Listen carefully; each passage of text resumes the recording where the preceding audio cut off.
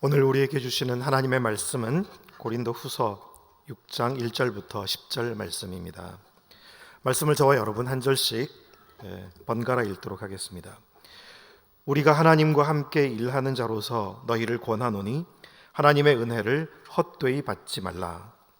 이르시되 내가 은혜 베풀 때 너에게 듣고 구원의 날에 너를 도왔다 하셨으니 보라 지금은 은혜 받을 만한 때요 보라 지금은 구원의 날이로다.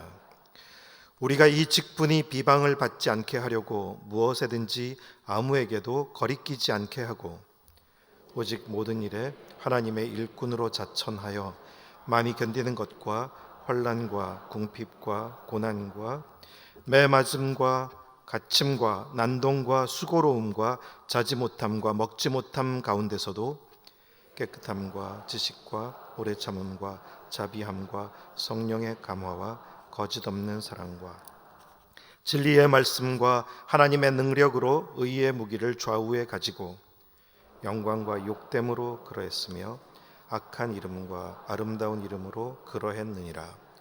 우리는 속이는 자 같으나 참되고 무명한 자 같으나 유명한 자요 죽은 자 같으나 보라 우리가 살아있고 징계를 받는 자 같으나 죽임을 당하지 아니하고 근심하는 자 같으나 항상 기뻐하고 가난한 자 같으나 많은 사람을 부유하게 하고 아무것도 없는 자 같으나 모든 것을 가진 자로다. 아멘. 고난주간을 보내면서 우리는 우리를 위해 이 땅에 찾아오신 예수 그리스도의 고난과 죽으심을 묵상하게 됩니다. 예수님은 하나님 아버지의 마음과 사랑, 뜻을 우리에게 나타내시기 위해 오셨습니다. 그 예수님은 한편 하나님과 본체셨지만 빌립보서 2장 5절에 있는 말씀처럼 자기를 비워 오히려 종의 형체로 사람의 모양으로 나타나셨고 십자가에 죽기까지 복종하셨습니다. 하나님의 아들이시기도 하지만 동시에 하나님의 사랑과 뜻을 세상에 가장 잘 나타내 주신 하나님의 일꾼이기도 하셨습니다. 그 예수님의 발자취를 따르게 된 사람들이 있죠. 제자들도 그랬습니다. 그래서 제자들도 예수님이 가신 걸음을 본받아 걷게 되었고 또 사도 바울도 그렇게 그 걸음을 따르게 되었습니다. 그리고 역사 속에 수많은 그리스도인들이 고난과 박해 속에서도 그렇게 주님의 모범을 따라서 주님과 함께 하나님 나라의 일꾼으로 살아가게 되었습니다. 우리는 먼저 그런 질문을 해봅니다. 하나님은 일꾼을 필요로 하시는 것일까? 우리가 생각하는 일꾼이 뭔가 일을 시키기 위해서 사람을 고용하고 어떤 기간을 갖고 거기에 대한 대가를 지불하는 그런 것이라면 하나님은 그런 일꾼을 고용하시지 않습니다. 성경에 물론 하나님께서 일꾼을 찾으시는 말씀들이 있죠. 마태복음 20장에도 포도원에서 일할 사람들이 필요해서 아침부터 오후 늦게까지 사람들을 불러들이십니다. 또 누가복음 10장에도 보면 70명의 제자들을 세상 곳곳으로 보내실 때 추수할 것은 많은데 일꾼이 부족하다고 일꾼을 보내주소서 하라고 말씀하셨습니다. 하나님의 선하신 뜻이 이 땅에 펼쳐지기 위해서 하나님은 사람들을 부르십니다. 그래서 그 부르신 사람들을 세상 속에 보내시는 거죠. 인간을 통해서 우리를 통해서 하나님의 마음과 사랑, 뜻이 전해지게 되기를 소망하십니다. 어떤 일을 시키기 위해서라기보다는 하나님이 어떤 분이신지를 알게 하시려고 사실 우리를 부르셨습니다. 그래서 하나님은 우리를 위해서 우리를 부르셨습니다. 우리가 하나님을 알 수 있도록 하나님의 사랑과 마음을 알 수 있도록 하나님의 뜻을 깨달을 수 있도록 그것을 위해서 우리를 부르셨습니다. 도구로 부르신 것이 아닙니다. 우리를 세우시기 위해서 부르셨습니다. 우리가 알듯이 누구도 일꾼이 되고 싶은데 거부받지 않습니다. 그리고 일 잘못한다고 도중에 잘리지도 않습니다. 예수님을 통해서 부름받은 모든 하나님의 사람들은 그저 있는 모습 그대로 와서 그리고 세워져 가는 것이고 그 과정을 통해서 하나님이 그런 분이시구나 하나님의 사랑과 마음을 깊이 알게 되고 주님의 뜻을 배우게 되어서 나도 이제는 이렇게 살아야 되겠구나, 그렇게 변화되어 가게 되는 것입니다. 우리를 위해서 우리를 부르신 주님, 우리 안에 하나님의 형상이 회복되게 되어서, 그래서 우리를 만나는 사람들이 우리에게서 하나님의 형상을 보게 되고 또 하나님의 마음과 뜻을 헤아려 알게 되어서 그들도 우리와 같이 하나님 나라의 일꾼 되게 하시려고 우리를 부르신 것입니다. 그럼 우리 모두 하나님의 일꾼이 될 수 있겠죠? 하나님의 일꾼 될 수 있습니다. 근데 어떤 마음, 어떤 사람이 되는 것이 하나님의 일꾼이 되는 것일까? 먼저 우리는 창조주의 세계, 하나님께서 지으신 자연 만물에 정말 하나님의 일꾼이 많다는 것을 기억할 필요가 있습니다. 모든 생명들, 초목들, 아주 작은 씨앗으로부터 시작하지만 이 모든 생명의 존재들은 창조주 하나님을 우리에게 알려주고 있습니다. 하나님이 어떤 분이신지. 그래서 우리는 그들을 통해서 하나님의 영광도 맛보게 되고 하나님의 선하시고 신실하신 성품도 우리가 배우게 됩니다. 모든 생명과 존재들이 우리에게 하나님을 알려주고 있다는 점에서 그들은 하나님의 일꾼이라고 말할 수 있을 것입니다. 근데 그 생명의 씨앗들은 보면 곳곳에 흩어 뿌려지게 되죠. 바람에 날려서 멀리까지 가기도 합니다. 좋은 환경에 떨어지는 씨앗도 있지만 정말 쉽지 않은 험한 곳에, 살기 어려운 곳에 떨어지는 것들도 있습니다. 하지만 그 모든 상황과 상관없이 그 모든 흩뿌려진 씨앗과 생명들은 각자의 삶에 충실하게 살아가고 있다는 것을, 그럼을 통해서 창조주의 크심을 우리에게 알려주고 그들이 함께 하모니를 이루며 하나님의 아름다우심을 우리에게 드러내고 있습니다. 그들 하나님의 일꾼들의 특징을 좀 보게 되면 그들은 그들에게 주어진 상황에 대해서 결코 탓하거나 좌절, 절망하지 않습니다. 누구도 원망하지 않습니다. 그리고 서로 비교하지 않습니다. 어떤 우월감이나 열등감으로 살지도 않고 과도하지도 않고 게으르지도 않습니다. 얼마나 열심히 사는지 모릅니다. 그들은 자신에게 주어진 것이 작은 것에 불과할지라도 그것을 소중하게 여길 줄 압니다. 결코 많은 것을 모아드리려고 하지도 않습니다. 그리고 그들은 우리가 알듯이 쓰레기도 남기지 않습니다.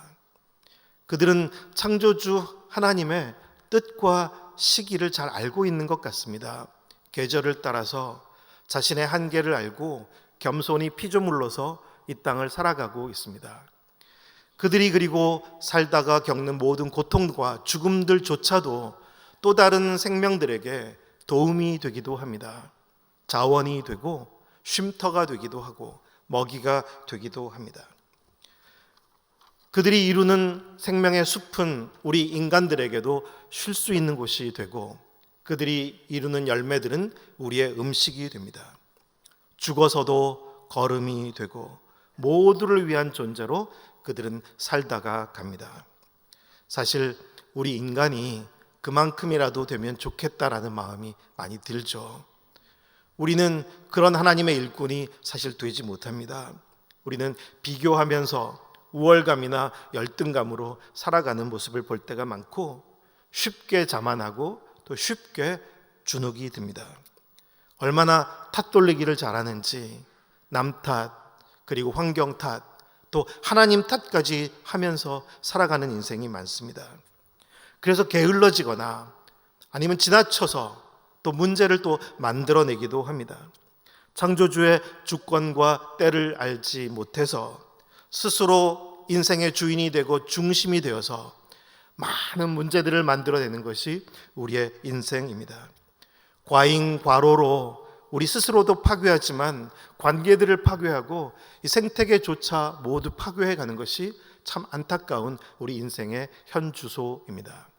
그런 우리 인생에 하나님께서 찾아오셨습니다.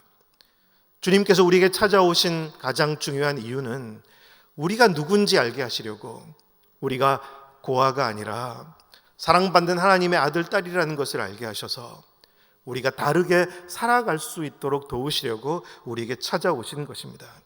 우리를 천국으로 데려가시기 위해서 오신 게 아니라 우리가 이 땅에서 하나님 나라 천국을 이루어가게 되기를 바라셔서 오셨습니다. 우리가 자족할 줄 알고 감사할 줄 알고 우리의 한계를 알고 남과 비교할 이유 없이 성실하게 살아갈 수 있도록, 때로는 벅차고 어려운 상황 속에서도 잘 견뎌갈 수 있도록, 그래서 우리의 삶이 다 다르지만 선한 열매를 맺게 되어서 우리의 살아가는 삶이 또 다른 사람들에게 선한 향기가 되기를 바라셔서 우리를 사랑으로 찾아오셨고 우리를 만나주신 것입니다. 우리가 하나님의 생명으로 이 땅을 살아가게 되기를 원하신 것입니다. 예수님께서 이 땅에 오신 목적이 요한복음 10장 10절에 이렇게 표현되어 있습니다. 내가 온 것은 양으로 생명을 얻게 하고 더 풍성히 하려는 것이다. 주님께서 이 땅에 오신 목적은 우리의 환경을 좋게 하려 오신 게 아니라 우리가 생명이 되도록, 우리 안에 생명이 풍성해지도록, 우리가 알듯이 야생에 흩뿌려진 그 모든 생명들도 생명만 충분하면 자신이 되어 자신의 삶을 잘 살아가고 환경을 견디고 환경을 이겨냅니다. 파키스탄은 사실 크리스천들이 살아가기에는 쉽지 않은 환경이기도 합니다. 10여 년 전에 샤와즈 바티라는 한 크리스천이 한국을 방문한 적이 있었습니다. 그 사람은 드물게 파키스탄에서 그래도 교육을 잘 받게 되었고 거기서 장관까지 된 사람이었습니다. 근데 그 사람은 정부 부처 중에 마이너리티, 소수자들을 담당하는 부처였기 때문에 무슬림이 아닌 사람 가운데 장관이 될 수 있었던 것이고 크리스천으로서 장관이 되어 있었습니다. 그러다가 한국을 한번 방문했다가 한국에는 많은 기독교 학교들도 많이 세워져 있는 것을 보고 참 많이 부러워했다고 들었습니다.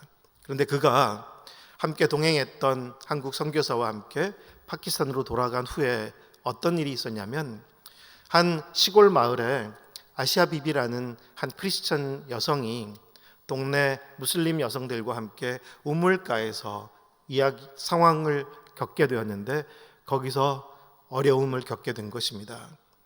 그래서 항의도 했지만 오히려 모함을 받게 되어서 이 아시아 비비가 알라를 모독하고 선지자를 모독했다고 모함을 받게 되었습니다. 파키스탄에는 샤리아법이라는 법이 있어서 그런 일을 했을 경우에는 사형 선고를 받게 되어 있습니다. 그래서 아시아 비비는 억울하게 모함을 받아서 결국 재판 과정을 통해서 대법원에서도 사형 선고를 받게 됐습니다. 그런데 이 일에 대해서 안타까워하는 많은 외국 단체들과 또 외국에서도 좀 압력이 오게 되면서 구명 운동을 이제 시작하게 되었는데 이 샤와즈 바티라는 장관과 또 함께하는 사람이 이 아시아 비비 구명을 위해서 노력하게 됐습니다. 하지만 구명을 위해서 노력하는 과정에서 오히려 아주 강한 테러리스트 극렬 분자에 의해서 오히려 두 사람 다 살해를 당하고 말았습니다. 그래서 아시아 비비를 도우려던 샤와즈 바티도 순교하게 되었습니다. 그 안타까운 소식을 들은 한국에서 그분을 만나고 알게 되었던 사람들이 파키스탄을 좀 돕고 싶은 마음으로 이제 학교를 하나 세우자. 워낙 문맹률도 높고 그곳은 의무 교육이 없어서 학교를 다니지 않는 아이들도 많은데 특히 크리스천들은 빈민 지역을 형성하고 있기 때문에 문맹률이 더욱 높고 그리고 고등교육을 받을 수 있는 기회가 너무 없어서 파키스탄의 크리스천들 중에서도 좀 교육을 잘 받은 사람들이 세워지게 되기를 바라서 이 학교가 준비되게 되었습니다. 학교는 쭉 긴 세월 동안 기다림 속에 이제 준비가 다 되었고 이제 시작하게 되었습니다. 그리고 그 아시아 비비는 감사하게도 그 사건 이후에 많은 주변의 외부로부터의 구명운동에 의해서 다시 재심을 받게 되었고 최종적으로 2년 전에 무죄로 판결이 돼서 풀려나게 되었습니다. 하지만 아시아 비비가 풀려났을 때 전국적으로 데모가 일어나게 되었고 반드시 아시아 비비를 처형해야 한다라는 목소리였습니다. 그리고 재심을 통해서 무죄 판결을 낸 대법관들도 다 살해하겠다는 위협까지 있었습니다. 국제단체들의 도움을 통해서 그 아시아 비비는 안전한 제3국으로 가족들과 함께 난민으로 가게 되었습니다. 저는 3년 전에 이제 그곳에 학교가 시작되는 곳에 합류하게 되었습니다. 그곳에 있는 가난한 크리스천들을 돕고자 또 무슬림들과 함께 건강하게 함께 사회를 이루어 살아갈 수 있는 그런 환경을 조성하고자 하는 마음으로 참여하게 되었습니다. 학교는 70%는 무슬림 학생들을 받고 30%는 크리스천 학생들을 받아서 비록 인구 비율로는 1.5%밖에 안 되는 것이 크리스천이지만 그래도 이 학교 안에는 크리스천 학생들이 많이 들어와서 함께 배우며 소중한 관계들을 또 형성하게 될 것입니다. 우리는 이 세상에서 살아갑니다. 우리가 신실한 크리스천으로 살아간다는 것이 무엇일까 생각해 봅니다. 우리 각자 다른 처지, 상황을 살아갑니다. 그런데 우리가 알듯이 어떤 처지, 어떤 상황이라도 분명히 다르게 살아가는 사람들이 있습니다. 하나님의 일꾼으로. 하나님의 일꾼으로 살아가는 사람들은 어떤 사람들일까요? 오늘 읽은 본문에서 사도 바울은 우리에게 가르쳐주고 있습니다. 무엇보다도 하나님의 일꾼들은 은혜를 헛되게 하지 않는 사람들입니다. 1절과 2절 말씀을 다시 한번 읽겠습니다. 우리가 하나님과 함께 일하는 자로서 너희를 권하노니 하나님의 은혜를 헛되이 받지 말라. 이르시되 내가 은혜 베풀 때에 너에게 듣고 구원의 날에 너를 도왔다 하셨으니 보라 지금은 은혜 받을 만한 때요 보라 지금은 구원의 날이로다. 하나님의 은혜는 우리에게 인색하게 오지 않습니다. 넘치도록 은혜 베풀어 주시는 하나님이십니다. 그 하나님의 은혜를 우리는 알게 되었고 받은 사람들입니다. 근데 그 은혜는 언제나 우리를 위해 준비되어 있고 우리가 사모하면 주님은 주시는 분이시죠. 그리고 그 은혜를 따라 우리가 살아가게 되기를 바라십니다. 그런데 헛되게 받은 사람들이 있다는 게 무슨 말씀일까요? 예수님의 비유 속에도 나오지만 1만 달란트의 빚을 탕감받은 사람, 엄청난 은혜를 입었는데 하지만 100데나리온 작은 빚을 진 친구의 멱살을 잡고 오히려 나를 좀 봐달라는 그 호소도 듣지 않고 감옥에 넣어버린 그 사람은 은혜를 입은 사람인가요? 분명 한없이 큰 은혜를 받았지만 은혜를 망각하고 배은망덕하게 살아간 사람이 된 것이겠죠. 은혜가 헛되게 된 것입니다. 하나님께로부터 받은 은혜를 작게 생각하거나 하찮게 여겨서 그 은혜가 나를 통해서 다른 사람들에게 흘러가지 않게 된다면 은혜가 헛되게 되는 것이겠죠. 3절 말씀에는 이렇게 기록되어 있습니다. 우리가 이 직분이 비방을 받지 않게 하려고 무엇에든지 아무에게도 거리끼지 않게 하고. 오늘 우리 한국의 교회와 크리스천들이 좀 비방도 많이 받고 거리낌이 된 것 같습니다. 이유가 무엇일까요?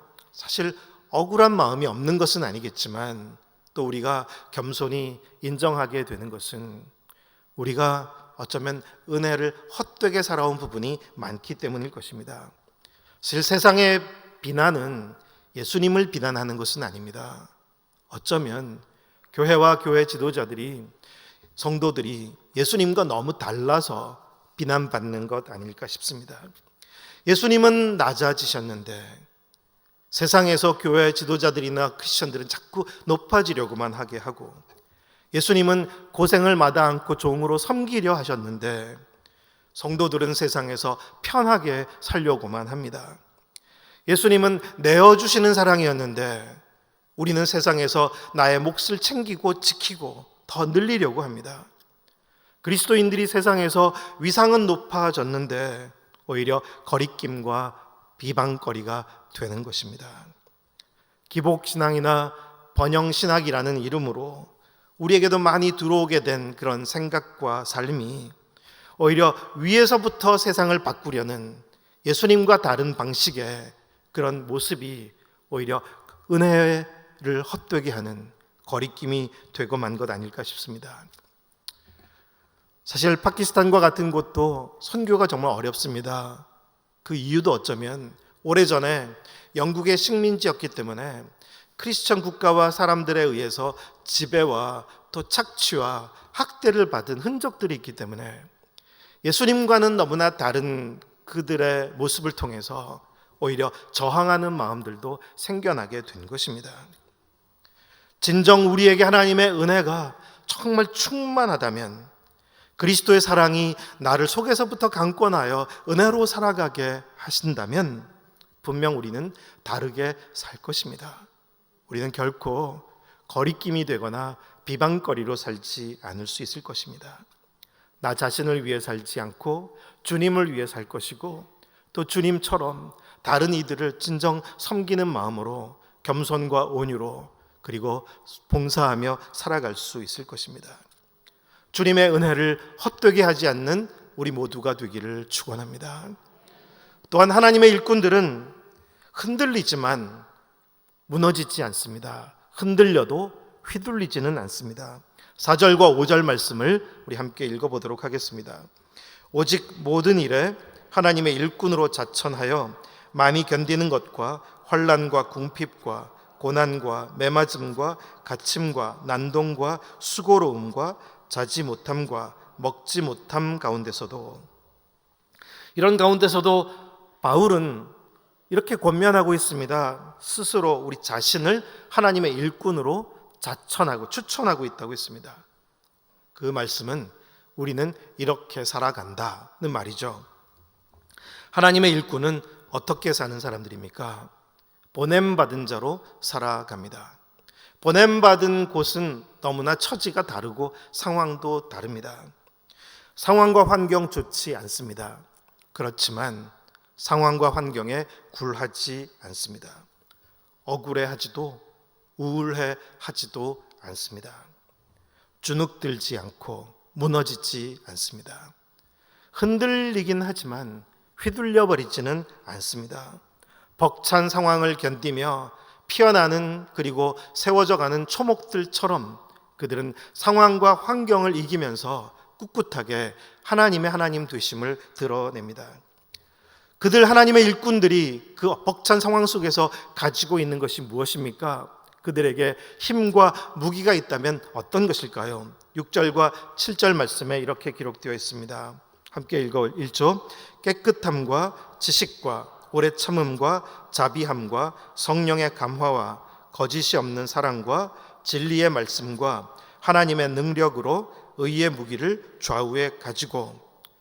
그들 하나님의 일꾼들이 가진 것은 우리가 소위 세상에서 얻어낼 수 있는 것들이 아닙니다. 우리가 부모로부터 유산으로 물려받는 것도 아니고 우리가 열심히 노력해서 얻을 수 있는 스펙들이 아닙니다. 이 모든 것은 하나님께 속한 것이고 하나님의 마음과 성품이고, 우리가 그분을 사모하고 그분의 은혜 안에 머물 때, 그분을 더 바랄 때 우리 안에서부터 맺혀지게 되는 그분의 능력이고 그분의 열매입니다. 흔들리지 않고 피어나는 꽃이 있으랴. 예, 흔들립니다. 하지만 세상을 이기는 믿음을 가진 하나님의 일꾼들은 무너지지 않고 나를 세상에 휘둘리게 내어두지 않습니다. 다르게 살아갑니다. 그렇게 환경을 이기는 하나님의 일꾼들이 되는 우리 모두가 되기를 축복합니다. 또 한 가지, 세 번째로는 하나님의 일꾼들은 세상을 도전하며 세상을 살립니다. 8절부터 10절까지의 말씀 우리 함께 읽겠습니다. 영광과 욕됨으로 그러했으며 악한 이름과 아름다운 이름으로 그러했느니라. 우리는 속이는 자 같으나 참되고 무명한 자 같으나 유명한 자요, 죽은 자 같으나 보라 우리가 살아있고, 징계를 받는 자 같으나 죽임을 당하지 아니하고, 근심하는 자 같으나 항상 기뻐하고, 가난한 자 같으나 많은 사람을 부요하게 하고, 아무것도 없는 자 같으나 모든 것을 가진 자로다. 세상으로부터 받는 평가는 다릅니다. 영광이 있을 수도 있지만 욕됨이 있을 수도 있습니다. 비난이 있기도 하고 칭찬도 있습니다. 우리는 사도행전에서도 베드로와 스데반이 그렇게 달랐잖아요. 똑같은 하나님의 복음을 전하고 있는데 베드로의 메시지를 통해서는 수천의 사람들이 주님께 돌아오는 놀라운 은혜를 경험하게 되었습니다. 하지만 스데반이 전했을 때는 사람들이 다 돌을 들고 그를 쳐서 죽여버리고 말았습니다. 상반된 평가, 상반된 결과가 있습니다. 우리가 이 땅에서 하나님의 일꾼으로 그리스도인으로 살아갈 때 모든 결과가 같을 수가 없고 평가도 같지 않습니다. 그렇지만 우리는 평가 때문에 사는 것도 아니고 결과 때문에 살아가는 게 아닙니다. 우리가 살아가는 것은 우리 안에 살아계신 그리스도 때문에 사는 것이고 그분의 사랑의 강권하심 때문에 살아가는 것입니다. 아시아 비비는 풀려났습니다. 하지만 여전히 파키스탄에는 그렇게 모함받아서 감옥에 수감되어 있는 크리스천들이 참 많이 남아있다고 듣습니다. 하지만 고난과 박해 속에서도 살아가는 그리스도인들은 세상이 감당하지 못하는, 세상을 이기는 사람들입니다. 고난과 박해 속을 살았던 사람들의 모습이 9절과 10절 말씀에 잘 소개되어 있었죠. 우리가 읽었습니다. 그들은 무명한 사람 같지만 오히려 유명하고 죽은 사람 같지만 살아있다고, 징벌을 받는 것 같지만 죽임을 당하지 않고, 근심하는 사람 같지만 항상 기뻐하고, 가난한 사람 같지만 많은 사람을 부요하게 하고, 그리고 아무것도 없는 사람 같지만 모든 것을 가진 사람이다. 사실 이 말씀은 바로 우리 주 예수 그리스도의 삶을 우리에게 보여줍니다. 예수님은 무명했습니다. 나사렛에서 무슨 그런 말을 들을 정도로 무명한 분이었지만 모두에게 알려진 유명한 분이 되셨습니다. 예수님은 마치 죽은 사람 같았습니다. 고난받으시고 죽으실 때. 하지만 예수님은 우리 모두에게 살아계십니다. 예수님은 징벌, 십자가의 형벌을 받으신 것 같았습니다. 하지만 처형된 것이 아니라 당신의 삶을 내어주신 것이었습니다. 예수님은 근심하시는 분 같았지만 항상 아버지 하나님으로 인해서 기뻐하셨습니다. 예수님은 가진 것이 없이 가난하게 사신 것 같았지만 많은 사람을 부유하게 하신 분이었고, 그리고 아무것도 없는 분 같았지만 모든 것을 가지신 분이었습니다. 예수님처럼 그렇게 세상에 영향력을 미치는 사람들이 있습니다. 곳곳에 뿌려진 생명의 씨앗들처럼 그렇게 하나님의 일꾼으로 살아가는 사람들이 있습니다. 바티는 죽었지만 현지의 크리스천들은 그를 기억하며 살아갑니다. 그리고 그 바티의 순교를 통하여 시작된 학교는 아마도 존속되는 한 바티의 이름을 계속 기억하게 될 것입니다.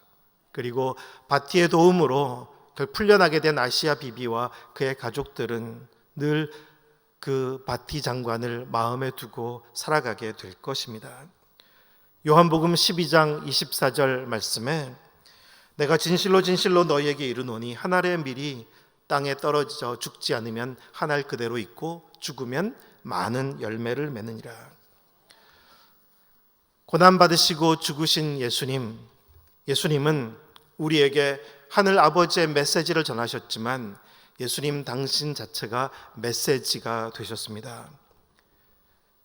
그리고 사도 바울도 복음을 전하는 메신저로서의 삶을 살았지만 그가 살아가는 삶 자체가 사람들에게 메시지가 되기도 했습니다. 순교한 바티 장관도 주님의 마음과 사랑을 전하기 위해서 몸부림쳤지만 그는 메신저이기만 한 것이 아니라 그의 삶 자체가 메시지가 되기도 했습니다. 그를 데리고 왔던 그 젊은 선교사가 바티에게 물었다고 합니다. 왜 결혼하지 않냐고. 내가 언제 죽을지 모르는데 어떻게 결혼하겠느냐고 말했다고 합니다. 예수님께서 내 안에 충만하게 살아 계신다면, 그리고 그 사랑이 나를 강권하신다면 내가 어떤 일을 세상에서 겪는다 하더라도 나는 세상에서 다르게 살아갈 수 있을 것입니다. 세상이 감당하지 못하는, 세상을 이기는 사람이 될 수 있을 것입니다. 예수님처럼, 바울처럼 고난과 박해 속에서 믿음을 지키는 그런 사람들처럼 하나님의 일꾼으로 살아가는 우리 모두가 되기를 기원합니다. 우리는 단지 예수님을 전하는 메신저가 아니라 우리의 존재와 삶 자체가 메시지이기도 하다는 것을 기억합시다. 사람들이 보고 읽는 그리스도의 편지요, 사람들이 맡을 그리스도의 향기입니다. 우리 모두 세상 속으로 보내졌습니다. 내가 살아가는 곳이 어디든지, 내가 만나는 사람이 누구이든지 나는 그곳에 그들에게 보내진 것입니다. 물이 넉넉하면 넉넉한 대로, 황량한 곳이면 황량한 대로 살아가는 성도 여러분, 은혜 입은 자임을 잊지 않고 은혜가 헛되지 않도록 살아가는 우리 모두가 됩시다. 그리고 우리가 주어진 상황에서 흔들리기도 하지만 무너지지 않고 휘둘리지는 않는 그런 뿌리를 견고하게 내린 믿음의 사람들로 살아갑시다.